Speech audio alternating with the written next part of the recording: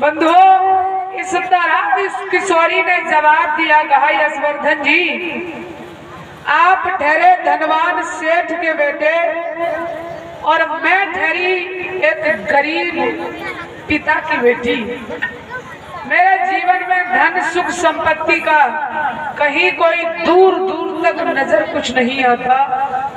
मैं आपके साथ विवाह नहीं कर सकती। बंधुओं, यशवर्धन कहने लगे, तुम बेकार की चिंता क्यों कर रही हो? जब मैं तुम्हें अपना रहा हूं तो तुम पीछे क्यों खड़ी हो? लड़की बोली, मैं विवाह के लिए हाँ नहीं कर सकती। मेरे बड़े बूढ़े पिताजी हैं और अगर मेरे पिताजी हाँ कर देंगे तो मैं विवाह कर लूंगी। ठीक है भाई। वो यशवर्धन, उन्होंने अपने सेवक से कहा कि तुम ये घोड़ा लेकर के चलो और मैं किशोरी के पिताजी से मिलकर के आता हूँ।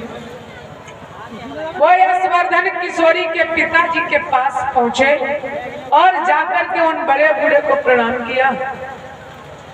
प्रणाम किया तो बंधुओं, पिताजी ने प्रणाम स्वीकार किया। कहा, बेटा कैसे आए हो, क्यों आए हो?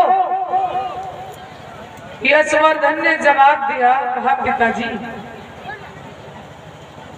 एक जरूरी काम है, उस काम से आया हूं। पिताजी कहने लगे, तुम कौन हो भाई? इस बड़े बूढ़े आदमी से तुम्हें कौन सा काम पड़ गया? यशवर्धन कहने लगे कि मैं वाराणसी नगर के जो सेठ जी हैं शील प्रकाश, उनका बेटा हूँ, यशवर्धन हूँ। बड़े बूढ़े ने कहा, कहिए बेटा कैसे आए हो?